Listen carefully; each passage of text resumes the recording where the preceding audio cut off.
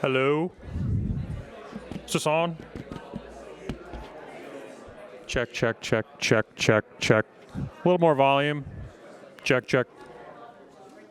Check, check, check, check, check. A little more volume. There you go. Okay, cool. Thanks. Well, good evening, everyone. Thanks for coming. I appreciate it. It's a special honor for me to introduce tonight's speaker because he represents something that I care deeply about, the transformative power of a Cranbrook Kingswood education. Sam Valenti IV, class of 1998, is, in my view, an exemplary product of the Cranbrook model. When I met Sam and learned that he was a graduate of Cranbrook Schools, that the picture made perfect sense to me. In my experience, Cranbrook Kingswood has a way of instilling curiosity, rigor, and independent spirit and ambition in its students. To my mind, Sam really is an incredible representative of our great institution and legacy. I don't know if you've ever had the fortune of speaking with a typical Cranbrook Kingswood high school student. It really, the first time that I had the benefit of doing that, I was shocked. It's like talking to a fully formed human being that can make eye contact with adults and shake hands, and it's a really quite an incredible institution. So again, I think that Sam's really an incredible representative of our legacy, and I think that he embodies and has for the past,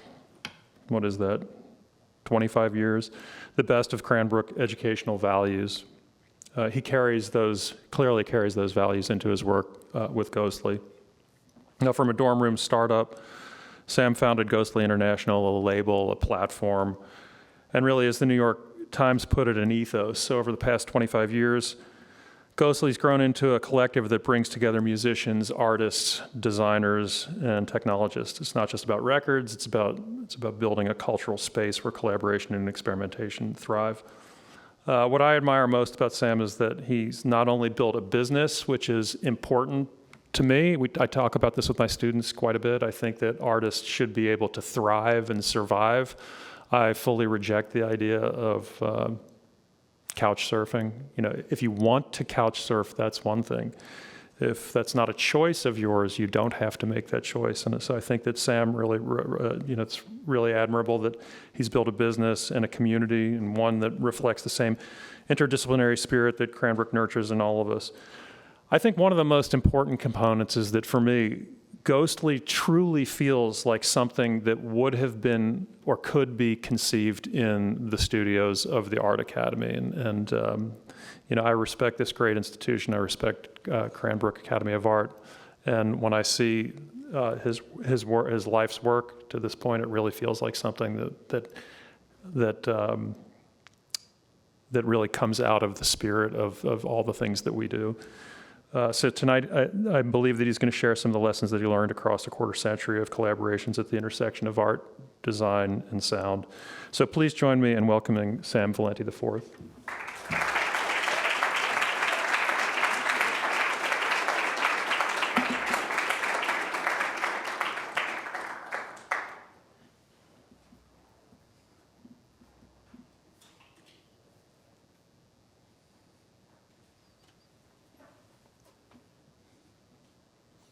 There it is. Thank you for coming. I see a lot of compatriots, collaborators, friends. I couldn't be more honored. I didn't go to art school. I tell myself I did. I walked by these doors many times. I fantasize about still going to art school. So this is my chance. Thank you. I had a hard time deciding what to talk about because I'm not a designer, but I work closely with them. And I wanted to think about why. I think with fine art, everything's about why. What's the reason? What's the person's story? But with graphics, they kind of also get sort of short shrift. They get thought of as maybe more lowly on the hierarchy of genres. But I've always loved them. I think graphics especially music graphics, record sleeves, are perhaps, for me at least, in a pop canon, the most important images of my life that I've seen. So I also think of them as short form selves. And this came out of one of my research topics I'll talk about. It's a Peter Saville quote. And record sleeve as sort of a transformational space. Thanks to Professor Earls, who's a Ghostly collaborator, I wanted to come and talk about the design history, which is finally in book form, will be out for pre-order this week. Contains, yeah, thanks. It's important to me just because it captures literally hundreds, maybe even thousands of creators, not just musicians, designers, painters, and their works, and the typography of, hundreds of years. So it's important to me that we finally get to be here. Jacob, Heather Pearls is in the building too, so one of my closest collaborators. So anyway, you look back. The first thing I looked back on was what's the mission statement, right? And that's the thing that gets put in the drawer first. You think about, you come up with all these big words, and then you say, well, cool, I did that. Now I'm back to work. And luckily, most of these still hold true for me. I'm not going to spend too much time on them, but the idea of art as democracy, which Elliot talked about, pro-tech, not necessarily tech, and this one's ultra tense now, not tech as in the business of tech as in paintbrushes, hammers, anvils, leaning into the time you live in. And a lot of design, I realize, we talk about timeless a lot, but design's about now. The best designers capture the now, as horrible or as lovely as now is. And so being first in the pool or the dance floor still is important to me, even if it's not necessarily a safe space. Talk about good friction. This is a popular one right now. People line up for restaurants. They wait in line for Labubus or whatever. Friction is still the mark of fandom. Friction can be financial, it can be time, it can be effort. But even though we are all about convenience and bemoan this sort of digital culture, people still exhibit a lot of friction around things they like. And so that's something I still care about. Medium agnostic, obviously Cranbrook is sort of the jewel of the Midwest of fiber and 2D and 3D and clay. Couldn't be happier to be sharing this talk here. Design morality, that's back to the nowness. Who are you working with now? Not just sampling from the past or being relevant to the time. Respect for artists, it's a given. America's sort of low on that list historically. Healthy disrespect for the industry you're in, talking across mediums. I get more joy out of learning about fashion or art or what have you than reading about the record industry. And then persevere, document the moment. So here we are doing that. We still make records, which honestly kind of surprises me. As an ardent record fan, I was worried about the future of the medium, and so I couldn't be happier that generations keep finding it compelling. And every record is a collaboration. We don't have an in-house designer. Every record has a team. Molly Smith, who I've worked with for 15 years, is our art director, and she'll talk to the artist. They'll share an idea, maybe a mood board or things they've seen, and she'll match make them with this designer, this filmmaker, this video person. So every record, you never really know how it's gonna go. It's not a factory process, and I love that. This talk's for my mom and dad, who are here. Give it up. I was sort of a child of the 80s, so I was kind of predisposed to all things brand and packaging. I think the Reagan administration lobbied to take away the need to have educational information in children's programming in my youth. So I grew up in ads on top of toys, on top of TV shows. which, you could argue is not a good thing. But really, the idea of world building, which is now normalized as popular culture, thanks to George Lucas and that era, the idea of a unique world or an IP-driven world always appealed to me. With my little Fisher-Price record player, getting 7 inches, this one looms large. You'll see this designer again in the deck. It didn't occur to me that this was a design, but the idea of sound and image, and also growing up with MTV, is indelible. As mentioned, I did go to school here. This is a freshman basketball photo. There are not 4 of these photos, meaning I did not make it all the way through to be a varsity athlete. I'm in the back left, you couldn't tell. I'm grateful for my athletic experience, but grateful to have put it behind me. The Art Academy and the museum sort of loom large. It's the obelisk on the way on cold walks in the morning between campuses, for those who've done it. I didn't quite know how good we had it. I'm sure everyone says that, but I've always dreamed of talking here.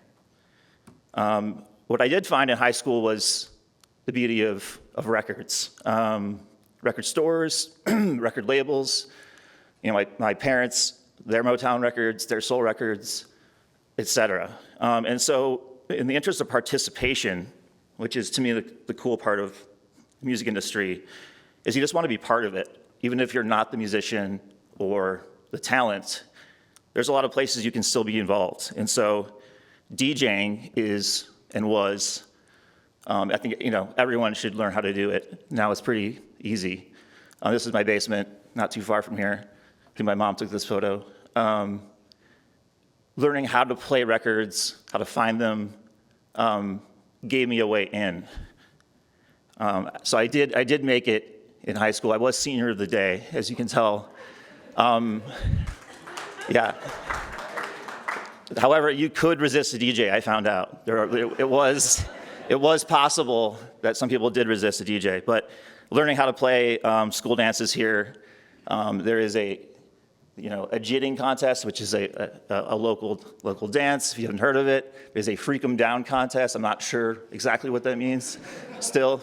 But I was allowed access to find records, play records. Again, this is pre-digital, so you actually had to source these things. One of my more memorable gigs, my friend Riley, who got me into a lot of music, booked me at U of D, and it was like Footloose. I think it was the dean or somebody. He said, if I do this, change the music. AKA, if people get too rowdy or dance illicitly, change to something more docile. So I learned a lot about the music culture and was able to participate in a way that felt substantive. I even found this reportage from the local Cranbrook paper. I won't get too mad about it, but there was an anonymous source that reports there wasn't enough slow songs at the Cranbrook grind. So I am going to find Rebecca Swanner and find out who the whistleblower was that outed me. But anyway, it gave me a sense of place and purpose. I was still, this is my bad graffiti handwriting. I was finding a DJ name, the idea of alias, Cranbrook being this, beautiful backdrop for ideas, and music being this sort of on-ramp to creativity. And I think I'm going to take a fridge cigarette here.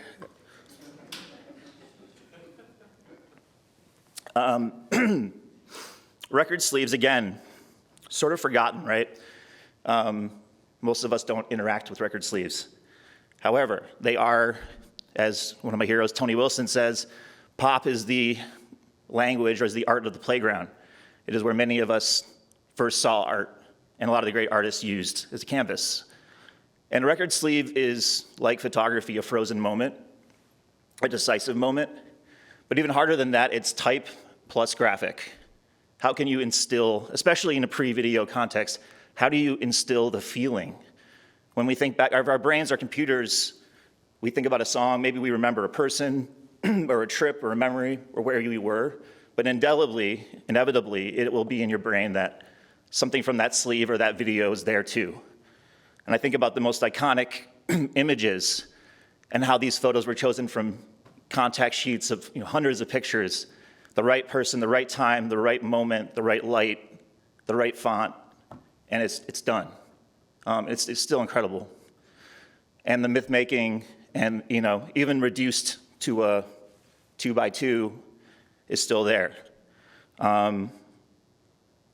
Hypnosis, some of the great graphic designers, and the myth building. Thinking about again Elvis Presley as an idea.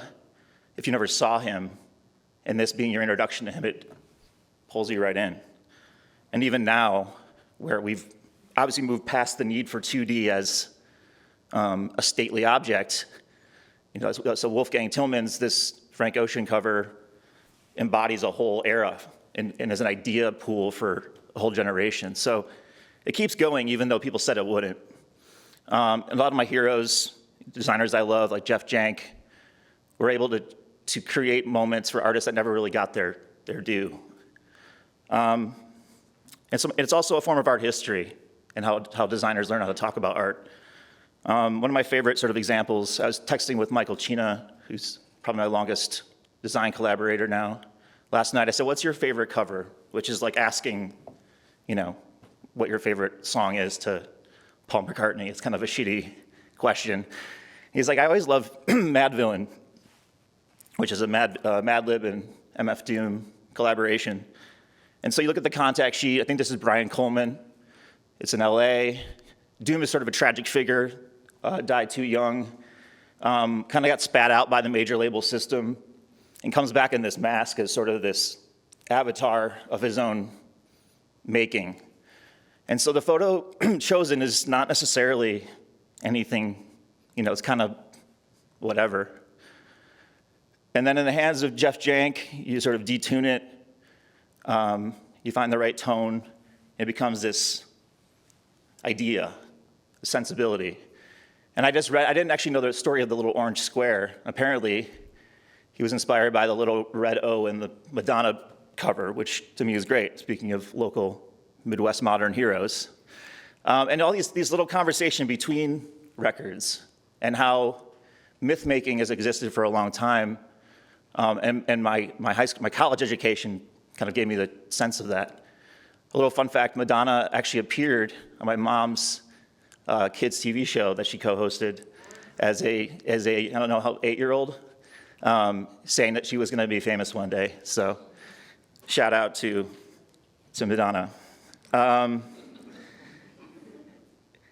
the idea of record labels, again, even without a picture, to me appealed as sort of a concept. This is one of my mentors, DJ House Shoes. There's Jay Dilla again, one of the artists that he helped popularize. And going to the record store each week with my dad, all this great hip hop was coming out. That was actually what I was into. And then I realized if I brought Mike House Shoes' records into the building to the club, they wouldn't card me. I could sit and hang out. So up in the corner there's a little rafter. I'd bring his records in. I couldn't drink, obviously, and just sit and listen and just feel it. And so the idea of, again, immersion into the sound and the feeling and also this local scene was intoxicating. Not too far after that, I believe in this very room, I don't know how I got the flyer, but I came over for a Carl Craig performance. There was, I still know and love a lot of these artists. And he did a sonic sort of multi-channel performance. And I was still kind of opening my mind to electronic music. I didn't really get it yet. This is a local artist, demo design, who I still love. This is the flyer, and I still have it. And I was sort of intrigued, like, what is this? How do I get my head around this? And Carl's, in that Midwest modern canon of one of the great Detroit techno thinkers, raised on Blade Runner and Sid Mead, and a whole galaxy of inspiration and things I would later find. It was also the late 90s, it's sort of the dying embers of the rave scene. It was my friend Clark Warner playing at, I think, Zoot's Cafe. It was a really fertile underground dance scene. and the very end of the rave, the sort of illegal rave scene in Detroit. So going to parties, hearing music loud, sort of viscerally, and also feeling sort of, it was also a way for suburban kids to go to Detroit and experience stuff, to be honest. It was very thrilling. It was also, eventually would be cracked down. There's a great Fox News clip called Crave the Rave. If you haven't seen it, I would recommend it on YouTube. But slowly the music started, amalgamating, and I was stuck in my little hip-hop silo, and Detroit's electronic scene got me. And so by the time I hit college, I'd already had the idea of what a record label was. And I saw these companies. A lot of them had local addresses on it. I said, okay, I could, Gratiot, Woodward. These aren't Hollywood, this is local. And so the idea of the name is sort of a pun. Obviously, it's sort of everywhere, nowhere. It's the idea of kind of being in the ether. In my first week of college, I met this guy, Matthew Deere. He was just a sort of local DJ, a guy I was trying to meet because I wanted to meet musicians. And I met this guy, Dave Shaman, who was the most accomplished of the group of friends, who had already put a record out, already had a residency at a club he was too young for, et cetera. So again, back to like, how do you distill these ideas? And there's record labels like Warp and artists like Aphex Twin who are building this sort of modern mythos just through graphics. And so record labels to me aren't necessarily just vessels for music. They're sort of little idea pools, like magazines or galleries. And how do you work? There's little details. This is Jacob's mother and sister, and that's the label of his record. And there's the choice of the sort of splattered vinyl. These little micro details that in a pre-social media context really gave you a sense of who the artist was. So how do I be part of that? And so Matthew and I kept meeting friends. We met Jacob. We finally got our first record together. There's Jacob. Got a record together. And we found a designer. Michael Siegel worked at the local record store, and he did, the best. And he drew these little cartoons. And so I wanted those little guys to be on the back of our first record. And they sort of became these sort of mascots. Because at the time, techno was very self-serious. And so to me, the most subversive thing was sort of the cuter, weirder thing. Like, why do these guys make sense? And so the contact sheet, we met another artist named Tab Molnix, includes a Siegel illustration and a Doug Coombe photo, and designed by my friend. It's a sort of distillation of all these people. And so I'm going to school and finally getting my head around art as a practice, as ideas. And you realize you need a photographer who's going to shoot the band photos. There's artists like this, like Charles Peterson, who did the Seattle scene out of Sub Pop and Nirvana and all these bands. And I was lucky to meet a handful of folks that are around the same time. Todd Osborne introduced me to Tab Molnix, who is all over the Ghostly catalog at the same record store he worked. Was a photographer named Doug Coombe. He was shooting, this is 99 White Stripes at the Gold Dollar, and would shoot us, and all of our artists. And so you're finding these, it was almost like plucking people from the ether. Who's going to be our people? And then even in my art history class, my buddy Will was one of the first people I knew with a digital camera around 99, 2000, which seems sort of exotic. And unlike Doug, Doug's like the ultimate capture what's there.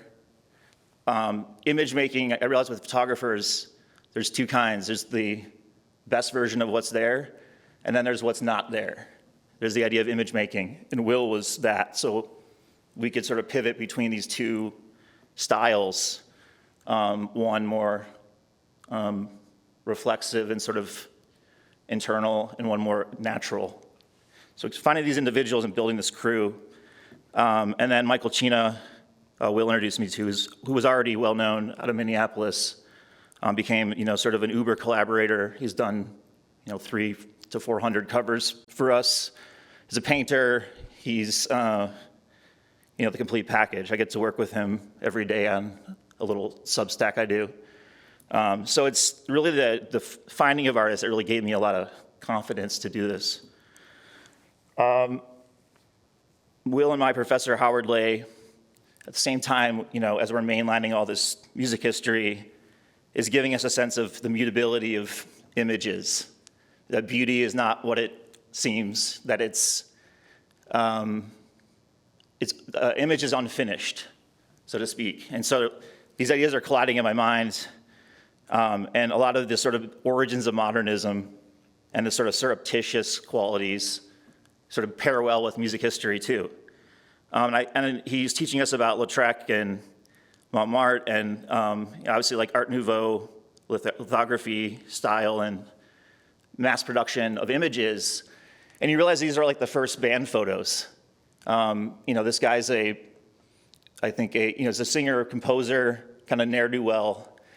And Lautrec is, drunk at Le Panagile or whatever bar, and he's image making, and sort of, look how minimal that cloak is, that one little swirl, but it all this volume and beauty in it. And the idea of image making becomes more not a 20th century conceit, it's a forever conceit.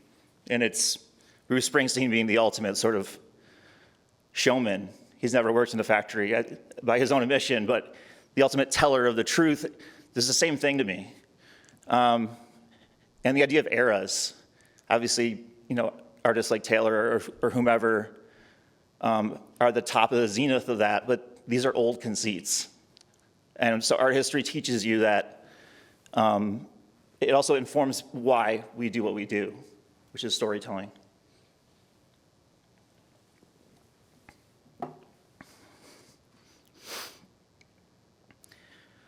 Art history is great because it gives you words the big words you can fool people with.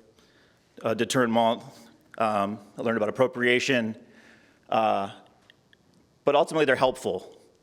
And the idea of zeitgeist and the idea of semiotics and all these words that are kind of annoying actually become useful. And while we're learning about art history, we also learn about Peter Saville and factory records, late 70s into the 90s Manchester, and his peers like Vaughan Oliver at 4AD, which inform a lot of ideas of what we do. But the factory is sort of the archetype of the modern record label.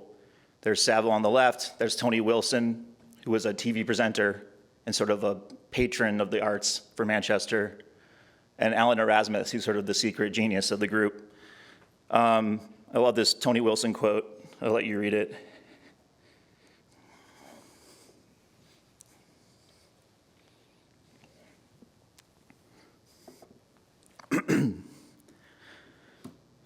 But Saville gives us the right to sort of steal. And I know my lawyer's here, so I don't want to get in trouble. But he allows the idea of grabbing bits and pieces of the popular vernacular of the world and bringing them back into the art. And so this is the band New Order, which was then Joy Division, found this image. I don't know why they had the Encyclopedia of Astronomy, which becomes, maybe Rolling Stone put it at the greatest record cover of all time. Unknown Pleasures, Joy Division. It's been memed to death. It's sort of unfinished. What does it mean? Is it a dying star? Is it an elegy for Ian Curtis? It doesn't really matter. It just is. And so he's pulling stuff and giving us permission to pull stuff too. And so we're pulling from Secession and Bauhaus, and as we're learning, we're pulling all these things into our basket. Even sort of Dutch painting for a stupid party flyer. All these little tricks, So it's a living art history for us, and it becomes this joy to pull the past into the present. Obviously, everyone grew up on these books. This wasn't Catcher. This was why am I blanking on this series?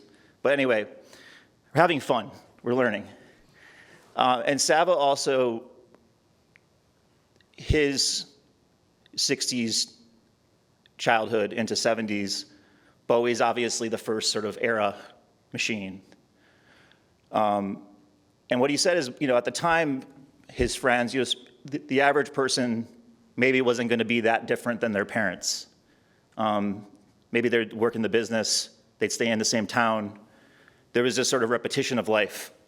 And he thinks Bowie's sort of the idea that there are multiple selves inside of you, and that's the beginning of sort of this post-modernity, that the average person contained ideas and couldn't be constrained, and that you could be an artist or a photographer or a filmmaker, even necessarily without the talent.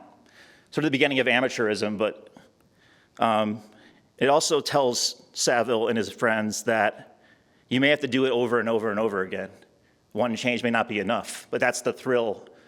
And obviously it's pursued by other artists. Back to our local Madge, who sort of maybe is the highest version of the form. And even artists that aren't thought of as shapeshifters. Dylan is an idea. And I think back to Springsteen, I think if you think about image making, the artists that we sort of think of as the most sincere are actually the greatest show people. Dylan kind of grabs Guthrie and the idea of this person and makes a new modern version that's allowed to change. And so I think as you study the history of music graphics, you get to appreciate more and more of this playfulness. There's Roxy Music, who's also sort of picking and pulling. They're thought of as glam over here, but for Saville and co., this is postmodernism. This is a little 50s, a little 70s, a little rockabilly, a little this, and it doesn't belong to any era, and that's the exciting part of it. And I think for Detroit and for electronic music, the greatest teachers of image making are obviously Kraftwerk, who start as sort of regular guys in Germany, become sort of film stars, slowly turn into sort of ideas or sort of avatars, literally replaced by dummies on stage and off, and then completely subsumed by the computer. Obviously, Daft Punk follows a similar form, and now they left the stage as robots. They will exist in Fortnite apparently this week, and in Vegas, I'm sure. And so this really smart, playfulness of identity. But back to Saville and my realization of that graphic design was a thing from my sister's music collection. He's pulling, an old Bodoni font, which has no relevance to the now, but his sensitivity. I was always just shocked that you could put something so serious on top of a New Order. I was like, it makes no sense, but it makes complete sense. That's the idea of design that he gives us, which is pulling from all eras of art history. Obviously, they built their own club, the Hacienda. Everything in the catalog of Factory Records has a number. Even the buildings, their apartments have numbers, which Ghostly has aped. It's the idea that the record label is a way of life. It's a living thing. And so a lot of the strategies become our strategies as well. That includes collaboration. They would pull artists in, Lawrence Weiner for certain series of posters. And they kind of gave us license, that us and our friends were the talent. So it's photographers, painters, anybody we met could be pulled into the group. There's Cranbrook grad Matt Schleien, who's a wizard of paper, fantastic artist. You should check it out if you haven't. He's now on the label. We have no contract. He has no obligation, but he's on the site. He's part of the thing. Why not, right? But the main tension of the first maybe half of Ghostly is that, and this is more than 8 years ago, this is probably 15 years ago by now, was that it was done, right? It's like digital's here, phones are here, even the iPod has no graphics, really. And so there's the tension of Ghostly is this love of design that's sort of dissolving while we're doing it. And so there's a lot of our work was about playing with the idea of dissolution, that mediums were disappearing. What would we do? I would say it worked out to be okay, but it wasn't a sure bet. And so artists like Tycho, who himself is a graphic designer, were trying to find out ways to sort of beat the market. I remember his manager called us and said, hey, Scott wants to release his record, in 2 weeks, which is the thing you don't want to hear as a record label. It's just a bad idea, but a good idea too. And so how do we get this record? We can just put it up online. That's the easy part of now. But how do we make it feel physical? And so we decide to make a slip mat, which is what goes on the record player, under the record, which we could make in 2 weeks or 3 weeks, whatever it was, and get them to stores. So it's living in the store as almost an avatar of a record, filling the space. So these little gestures that now seem kind of quaint, they're active concerns. What is a record? Is it a sculpture? Is it a artifact? Is it a tchotchke? Heather Pearl's made his own sculpture, which turned into the artwork. Will, for the Matthew Deere album, Black City. We were talking about what's the future of your record collection. Say you have no records. How do you represent what record you like? There's your record collection. It's a conversation piece. And so it's a little art schooly, but it's also fun. And it's an excuse to learn how to cast metal and make stuff. And so that's a lot of the fun stuff of my job. But it really is still records that we're doing. And I think the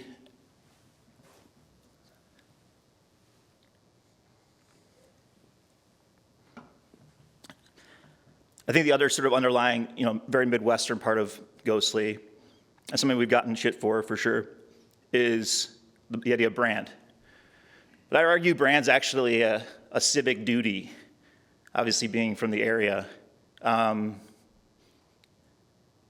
It's an identifier, it's tribal. This is one of the most branded towns in the world, right? This is my dad's dad, who I didn't have the pleasure to meet. These are symbols of pride. These are tribal allegiances. Music follows suit. Detroit techno being one of our great exports. UR, GM. There's no shortage of homage here. How do you become part of that lineage, so to speak? How can you have an image that can be reduced down to black and white, that can make it through a fax machine, that can be drawn, et cetera? And so if it's a place of making, it's a place of design. There's Harley Earl, inventor of the concept car. Style and substance. The record label as a simple concept, as a gesture. And also idea sparking. This can do a lot of work for your brain when connected to a good song. There was a DJ on, he ended up on 97.9 JLB at the end of his career that I caught. But in his heyday, Electrifying Mojo was this sort of deep, booming voice. And I encourage you to look him up on YouTube if you've never heard him. But he was basically faceless. He was anonymous. And he would play Kraftwerk and Prince and B-52s and local records. And he'd play at night, as you could see, and create this sort of galaxy of imagination, sparking ideas. And he would, Prince was like one of his favorite artists, and Prince actually calls in on the show one time and talks to him, appreciating that he's kind of blowing him up in the local area, because DJs had the power to play what they wanted at the time. One of my mentors, Brendan Gillen, puts it nicely, that Prince is almost like the Bowie of Detroit. He's the man machine, he's the archetype. Artist and machine is one. This is Moody Man's Prince homage house with the royal purple. Again, a great branding gesture. He's sort of the modern archetype of maybe what Detroit techno aspires to in some ways, independence. And Mojo, by being anonymous and by holding back celebrity, creates all this velocity. And so I think he's a huge part of the sort of cultural imagination of techno, which, while not design, is design, right? And so it also inspired sort of an entrepreneurial boom. There's the Belleville 3. There's the original Underground Resistance. Jeff Mills is touring the world doing amazing stuff. The three of them, Mad Mike, Robert Hood, and Jeff Mills, remain, everybody in this room, in this group remains vital. And I'm meeting my, local friends like adult who are art school kids as well, getting to work with them, who are building these little micro brands. And it's still indelible, it's still very powerful stuff. And the idea that, and really they were ahead of the curve on the political aspect of this music, which, was appropriated and was sort of, and maybe arguably has been denigrated by misuse. But the record is a sort of sacred object because it's lasted so long. It's the same thing. I think the idea that Detroit, people argue about, there already was dance music in Detroit, or there already was dance music in the world. Detroit didn't invent it. But the idea of owning the means of production and being the artist and the maker and the label is a Detroit conceit. So Kraftwerk sets the template, and they set sort of the idea space, but it's, Juan Atkins and his peers that sort of, it's the punk of electronic music. You can do it yourself. You make your own label. And so this kind of catapults the sound across the world. And the cool thing is all these guys have their own label. Obviously, after years of exploitation and seeing what their peers in Chicago were dealing with house music, starting your own brand was part of the deal. It also made it very accessible and very realistic. It's one of my favorite Detroit techno images. This is Kelly Hand, alias K Hand, owner of Acacia Records, who passed away a few years ago. She actually printed this as a poster, which I have. I love it. I like how it's like home office, kind of business casual techno. It's like maybe she's filing some invoices, she's making some tracks, but there's this like cool pride in it. It's like I own my business, I make my own stuff. It's a very like underappreciated part, the entrepreneurialism of Detroit techno. And the idea of also, again, simple branding, back to Lautrec, it's these little figments and relics and sort of stickers left behind become part of the landscape. And also techno as sort of an incubator culturally. Why does Kraftwerk make sense in Detroit? It's so stiff, it's funky. These sort of contradictions and beautiful, instead of dance music and electronic music being subhuman or unhuman or alien, they become sort of lifelike and real in the hands of real people. It's also a travelogue. It's also a way out of the city. Going to Berlin, these relationships still maintain. And so, obviously back to Daft Punk, maybe the most successful electronic music of all time by some measure. Their idea of sort of hiding the identity is a Detroit idea. So it's kind of cool. And they probably would say as much. It's not a secret. And what's fun about Detroit is, as serious as the city is, we also love a good gag. We love a persona. And so you can be hardworking and straight-laced, but also be a freak. And I think that's the other fun of the branding. I don't think anyone else could pull off, are they brother or sister, the red and white. It's very, very silly if you look at it with the wrong eye, but in the hands of an able craftsperson, it's really magical stuff. I'm on record being a fan of the Insane Clown Posse. The music is unlistenable, I will admit that. I don't have any interest in the music. I have a lot of interest in the world building and the commitment. And I think you could argue, in some ways, as subculture has kind of flattened into social media sort of mush, these are some of the few subcultures that remain. Obviously, the Dead still has a continuum, and there's a Fish continuum, and dance music has, an underground, universal quality, but I love a good gag, it's pretty good stuff. And so I think some of that humor and the ghostly mantra is art and artifice, which is the idea of both. It also comes from how do you get, I think about graffiti. If you've never seen the film Style Wars, it's like a once a year for me. It's a documentary on graffiti. but the idea of getting up remains important. And whether it's throwing a party or getting your name out, and even a low Trekkian conceit, how do you get the name out there? How do you build identity? That's a branding exercise, which to me is not a dirty word if the intent is right. This was sort of the first Ghostly collaboration in '06. Two friends of mine worked at a very cool shop called Moss in New York. And they asked for a CD, which was kind of hot at the time. Like all the hotels had their own CD. And I said, let's do something different. Let's do a little reusable object.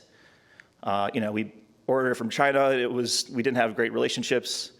It wasn't a very well-made object, I'll be honest. It had 128 megs, which is cute. It fit that many songs, though.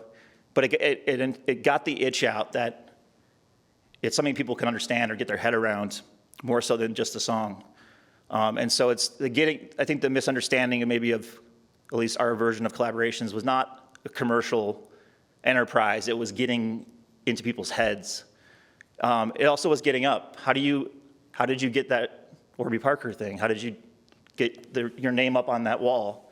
To me, it was always a bit of subversion or a bit of a surreptitious thing, less of a mainstream thing, and also fun, and a chance to talk to people from different parts of the earth and the industry. So, but again, it's back to the indelibility. Can the logo, can the idea hold up over time? We had a lot of fun with different ideas. I think we unintentionally, I don't think we invented it, but we maybe predicted some of the mood-based playlisting with, some stuff like that. Love it or hate it, but the sandbox is fertile. And it's also a chance to hire your friends of the model, your friends of the designer, who says you can't. And so that's another, to me, the record sleeve, thanks to Saville and Factory, is not the record sleeve. It's everything. Everything you do as a company or an artist is everything. And so that's been a lot of fun parts of the history. Cody Hudson has a Louis Beale show opening later this month. Go see it. But again, back to the platonic ideal. It always comes back to that, which I love. I remember, why I'm here is because Elliot was nice enough to allow me to be here, but we asked Elliot to do a sleeve for us back in '05. And, I was learning about Emigre and all these great typography firms and zines, and being able to email him and say, hey, I have a record label, can I work with you? And that's, these are long-running relationships, and the excuse to reach out is the thing. So I think another Midwest hero, Virgil Abloh, everything I do is for a 17-year-old version of myself. I still try to hold that dear to some degree. It's obviously a weird time for this conversation. I think it's a tricky one. I think the idea of sort of rapid prototyping ideas is very exciting. I'm trying to think about if I'd started Ghostly now, instead of reaching out to Deanne Chuk to do a poster for an album, I could just make this, right? I don't know if it's good or bad. Probably good. I can scratch the itch. Is it bad that I took that job away? Maybe. However, I'd argue that the value of the artist, just like vinyl, increases. And so, yes, I can spit out a replica of a pop song right now, or a good song. And that may be passable, but just the way people sort of gravitated back to records and have never left concerts, I'm still convinced the sort of artist's hand is important. And in some ways it will be like, I walked through an art fair in the park recently, and there was the requisite nature photo person with a sort of giclée waterfall or sunset. And I thought about the work, and yes, that work can be replicated. And in some ways, that art is at the end of its time. But in 5 years, I could see that person saying, hey, I don't use AI, and I have proof of that. And that will be their gimmick, right? And that will increase the value of their work. And I think if you pull on the bow, it will create value in different ways you don't expect. And so while there's reason to be stressed about innovation, you have to trust the sort of human instinct for talent and taste and collectivity. So I sort of remain cautiously optimistic. It also would be disingenuous to pull the rug up from behind you as an electronic music-driven label when we were the bad guys 20 years ago, so to speak. So my friend Daisy, we talk about sort of the end of these ideas, these jobs. And in some ways, you could argue it's already happening. Music is parasocial. Everything is how you feel about somebody more than the work itself. I'd argue maybe even songs are not why people like certain artists. There's artists like Sue Gwen, who we work with, again, a soft affiliation, who's in Time Magazine for AI innovation, and she's using tech to make her work more intuitive. So you always have to trust artists to sort of use tools. Tools themselves are not necessarily moralistic. And I do worry sometimes for myself and others that we may moralize ourselves out of a future. And artists usually are the ones who get punished the most for using tools.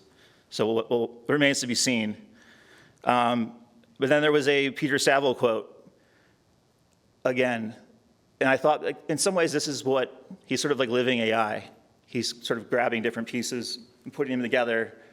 And so if a young student can use it to synthesize ideas and push things forward, that's the job of tech.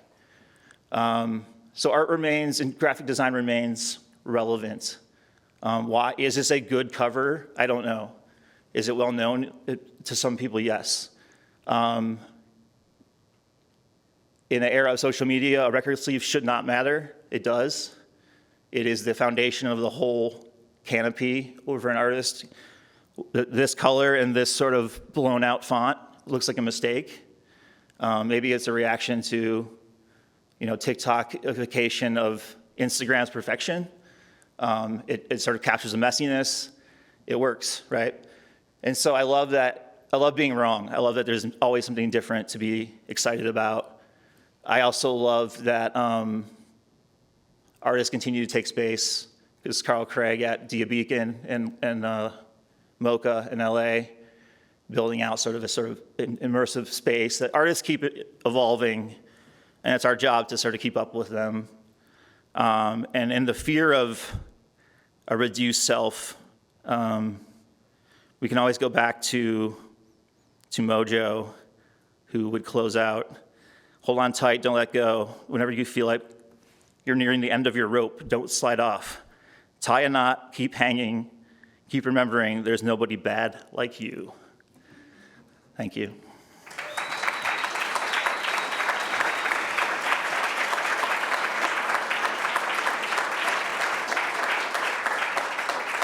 Trent Krim, The Independent. Sam, with the credits of artists, photographers, designers, all these, your collaboration of, one of the best labels I know of in modern times that have shown more than just the record. Have you seen the contemporary art world, besides this great place, of showing art, design, and with music and all these things well, or do you still see it as a challenge? Because, like you, I'm sure when you see someone like Peter do an exhibition, you run to it. But I don't see a lot of that out there. Have you seen that being a pushback? It's a good question. There was a really good flyer show 4 or 5 years ago here. I think there's so much good stuff, and it is, sadly, you miss most of it, right? Like this talk, it's like, did I market it enough? I don't know. It's like these things kind of slip by you. I think I didn't realize I would see sort of the end of a certain era.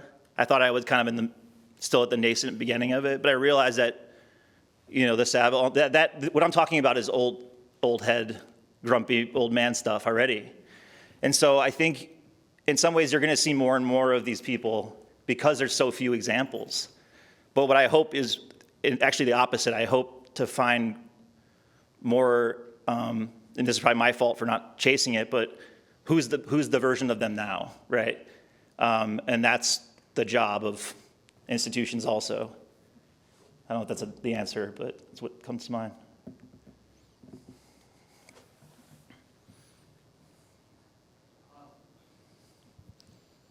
Hello, hi. Maybe it's a stupid, grumpy old man question in that sense. So sorry to keep that going, but and maybe it's too brass tacks.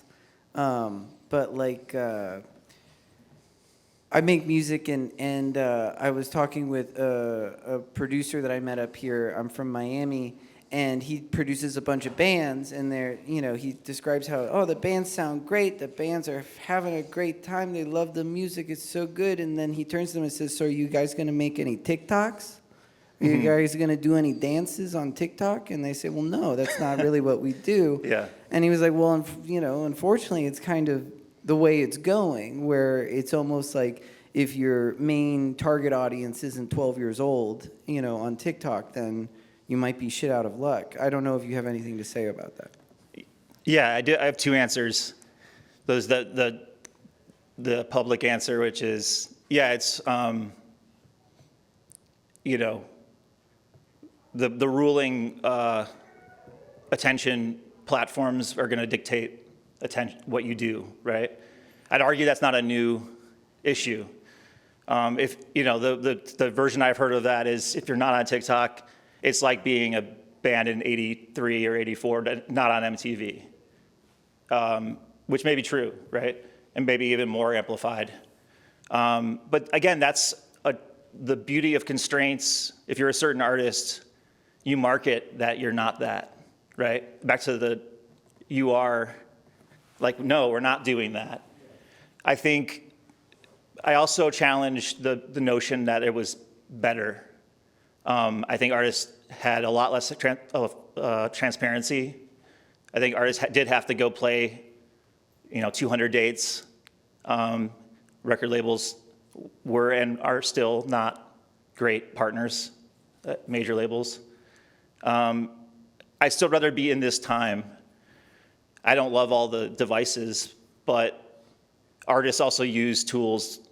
Artists that use tools in interesting ways figure out how to do it, And that's back to my moralism thing. It's like, I don't love any platform. These platforms none of them are good. It's what the artists do with them that's good. And so I think it's a bummer, but it's also just this era's moment, and it will be another thing in 5 years that we'll be mad about.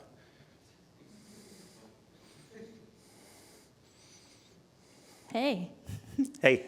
Hi, Sam. My name's Chloe. I'm from Detroit. I don't, under any circumstances, claim being an American, but I claim Detroit 10 toes. And I was really grateful to see you shout out all these different musicians and all this really rich Detroit history.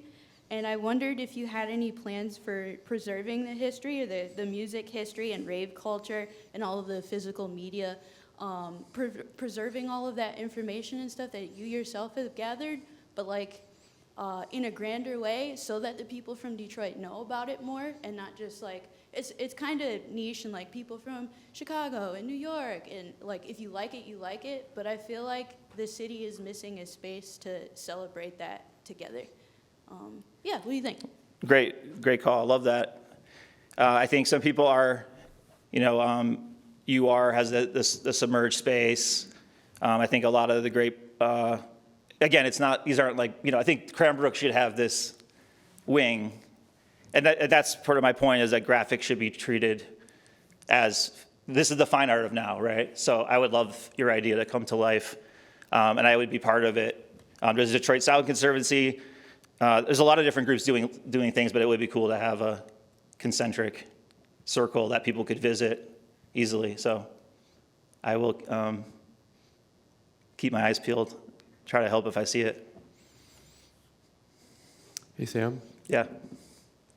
You spoke a lot of the ethos and a lot of the rules you shared at the very beginning of the talk. But I'm really interested in the moralistic or the anti-moralistic point of view. Are there certain touch points or influences that got you to write that rule specifically? I think it meant something different when I wrote it than it maybe means now. I think of design morality not as the like separate the art from the artist, but almost like a true, like there is bad design, and that's like sort of an unpopular thought too. But I think if you don't think things are good or bad, then you really can't. And again, it's all subjective. No one owns the truth, but it's like if everything's good, then no one can enjoy anything, right? And I think Detroit's a great example. Like, I almost included a slide, but the record stores in Detroit taught me about, like, I call them cultural beatdowns, where I would bring certain records to the counter and Huckabee or Keith Kemp or Derek would say, no, like, you're not gonna buy that record. And that's sorely lacking, right? And I don't own that. I don't do that enough to people, and I don't have the joie de vivre to do that, but they're trade-offs, right? And that's why I love ICP stuff. It's like you're almost outing yourself by wearing it. Like you're putting yourself on the outside of culture. And so the morality thing was about an honesty towards ownership of taste.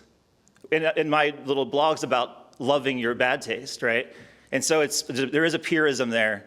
I think maybe in the last 5 years, morality means something different. And I think what I meant was, if none of these companies are your friends, your job is to use them for your own aims. And so people leaving platforms, they have the right to, everyone has the right to use them. My Gen X attitude is fuck them all, right? Like your job is to use every single inch of venture capital backed companies when Uber was cheap, they're there for you. Yes, they're already stealing your data, they're stealing your persona. So your job is to use them back. So I think it's a little bit of a mixed message. I probably should refine it, but that's what that means. Well said. I just wanted to say that I'm proud of you. So I didn't know if I had a chance to before I leave, but I just wanted Proud to of say, you too. Oh man, Sam, you're just Yeah, genuinely good yeah, person. it's a real honor. And the good friction thing I thought about too with AI, it's like, think about all the great friendships you and I have had, and Brad next to you, and in this room, and parties, and disagreements, and misalignments. But ultimately, it's like the friendship remains, and the sort of shared space remains. And I think my worry about the sort of empire of one world is we don't disagree, right? Like that's where all the good stuff was. And so, yes, thank you. I'm in agreement. Yeah.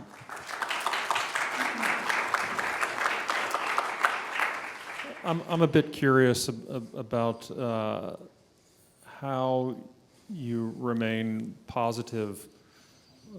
Looking ahead, you mentioned that you would prefer to live now in this kind of cultural moment, technologically anyway, I think, as opposed to the 1990s or something. And I'd like to say that I'm with you, but with the rise of AI, TikTok. So if we bracket off the technological the political implications, which it's nearly impossible to do, but we just look at the technological ramifications for artistic production. I'm wondering, like, do you actually have a positive outlook on the future, or is that?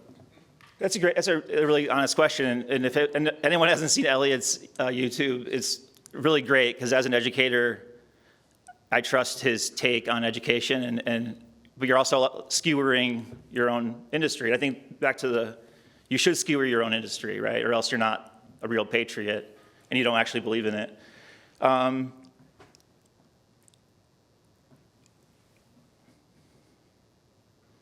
Maybe optimistic is the wrong answer, but I'd argue that that's if I was in the 90s, I'd be mad that I couldn't get a major label deal, and I'd be wishing that I was in Laurel Canyon or something. You know what I mean? Like, I think that's what's great about our industry, all of our industries of creativity, is there's like the creation myths that we all live in. It's like, oh, CBGBs or, Belleville 3 or that's sort of the campfire, Laurel Canyon, et cetera. But they're not really also true, right? And there's also a lot of, that's a hero's or a winner's story. And so I guess the optimism is more dogged, where it's like, this is the moment you're in. What's the nowness of it? And your job is to figure out how to engage with the moment. Yeah, that's the forever quest. And you hope, and that's why I try to be more positive instead of a critic.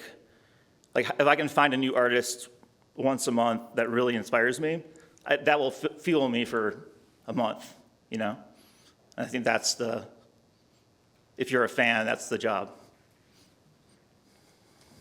Hi, I am also really interested in ICP, and I was just curious, like, what are other artists that you like love aesthetically and in like an attitude sense, but you like hate their music? I'm just curious. I mean, most, right, but like that have Yeah. like the weird like. Right, but like that have like the blunt force trauma of ICP sort of. I like them because I grew up seeing their records and having them, and they were at the store, and I knew that it was a local thing, right? So it's like the chip brand that's local, and you root for them. But I like when people, the sort of cool uncool thing is interesting to me, because obviously we all love cool stuff, but I think cool pivots. Like being an insider versus being an outsider changes, right? And so, and also the idea that there are risks involved by being a fan. And there's I remember being a hip hop kid and being nervous that I was betraying some omniscient God that I would leave for electronic music. And so to me, what's great about them now is that everything's accessible. Everyone can dislike everything, but there's no like real religiosity there. And I've also learned that most stuff isn't for me. And that's the part of growing up where you're like, I can still love, whatever new thing that's hot or check it out, appreciate it, but I don't have to actually like it. But I also don't have to hate it because I don't understand it, right? So it's sort of letting things just kind of wash over you. And once in a while, you actually do like a thing that's popular and you connect back to the mainframe. But I don't get mad that like King Gizzard is amazing. It's like I don't want to go to the show, but I don't care. It doesn't matter what I think about it. I like them. I don't say I don't like them. I'm just saying it's not. Everyone deserves their little fandom, and I have mine, and that's what's cool about culture.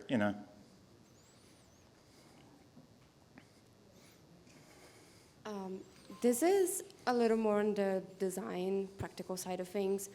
But you mentioned word building alongside branding a lot, and I have this suspicion lately that nowadays word building almost makes the brand of something. Can you repeat that last sentence? The word building almost makes the brand of something more so than the branding itself sometimes, and I just want to know your thoughts on that. Maybe give me one more line. I'm trying to make sure I understand the concept. The world building makes the art. More so than the art itself? Yeah, and sometimes more so than even just branding alone. 100%, yeah. And there's actually a good Charlie XCX Subway Takes video where she's like, music doesn't actually excite, isn't enough. And it's a really challenging thing to watch because you're like, what do you mean it's not enough? Music's enough for, But it's actually just, she's very honest, right? It's like, and she should feel that way, right?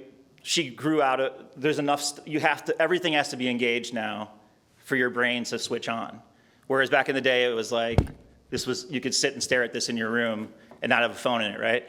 So, yeah, and to Elliot's question, that's the stuff that kind of bums me out, where it's really not the quality of the work, it's the artist, the connection to the artist, or this sort of sense of, the stan fandom, is more important than, I think good patriots can shit on their favorite artists and still be good fans, right?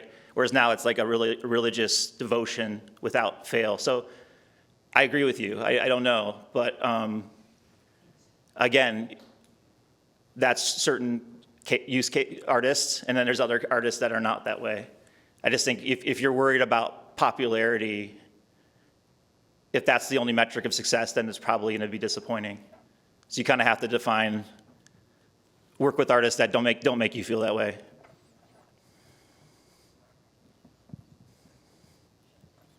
Thank you. Well, I'm his mother.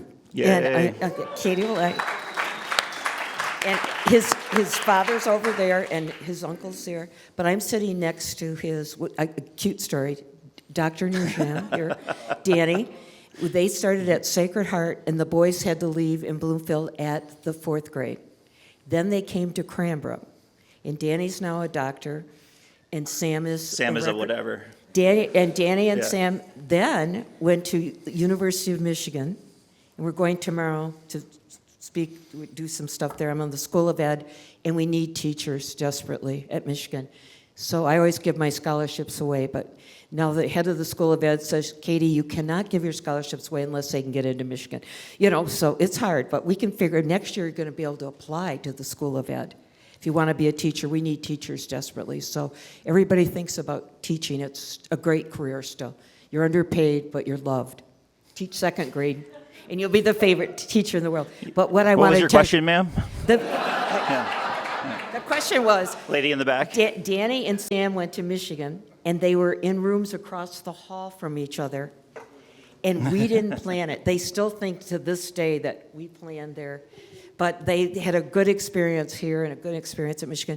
And the questions that you've all asked I don't understand half of them, but they were wonderful. They were wonderful.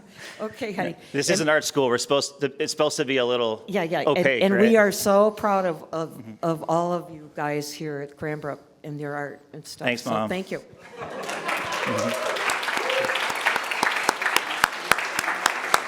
There's one more. Hi. Hi, Sam. I'm Andrea. Hello. Random question, because I've just been discussing this with my friends recently, but do you think subcultures still exist today? Yeah, I think that's a great one, and I think inarguably yes, right? And I think the goal is that they're happening, and people at my age don't know about them, and also the idea of a subculture. I think the one myth of the '90s, and maybe Elliot can back me up. We were also fed a lot of this stuff from above. A lot of the idea of alternative culture was a marketing conceit, and it just so happened that you had really amazing artists ready to be plucked up from obscurity, a la Nirvana, and were stage ready, or not actually. I mean, emotionally not stage ready. That's why there's only Pearl Jam survived, right? Is they kind of backed out of the spotlight. But I think the rose-colored glasses thing is, yes, it seems like there was all this fertility of subcultures, and there was, because identity had to be sort of decided on. Were you at Cranbrook with Danny and I, it was you were a rap kid or a rock kid. There was no middle ground, right?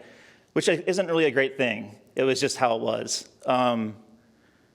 And there's plenty of different subcultures now. And whether it's book talk, I'm sure, and there's romance now, there's all these maybe it's sort of all pasteurized by socials, but I'd argue that's why you have to make your own culture. I think that's also the lesson of record labels is it's all of our job to make our little clubs. And that's subculture. No one's gonna give it to you. Hi, I'm Emily. Can you hear me? Sorry? Is it on? Hi. Yeah. Hi. I'm Emily, and I do not have a question for you. I just had a comment. I think your Cranbrook posters from when you were a DJ were super sick. I wish I drew them. I didn't even make them. They were awesome, and I just thought they were really cool, and I wanted to let you know. And I think it's really special that you have those. I do. So again, thanks to my parents for not throwing them out, right? Yeah, limited tools. People made cool stuff with it. I agree. A pretty strange question for you, and you had the courage to talk about how you like ICP. I don't know what the kids. I just ran across a dynamic in music that struck me as extremely odd. I was shocked by it, and from a historical perspective, and you're going to have much more familiarity with the dynamic than I am, and I'm wondering. So there's a 23-year-old artist from Columbus called Breakins. I don't know if you know the artist, right? And then so the other day, so that's like a hyper pop emo artist, and I think that I really like one of the records. But then, so one of my kids put on Braden Ross. I don't know if you know Braden Ross. Not the music, I know the name, yeah. Okay, but the point is that I literally thought I was listening to the same artist. Nice, And yeah. and both records, I think, are personally, I think both records are really great.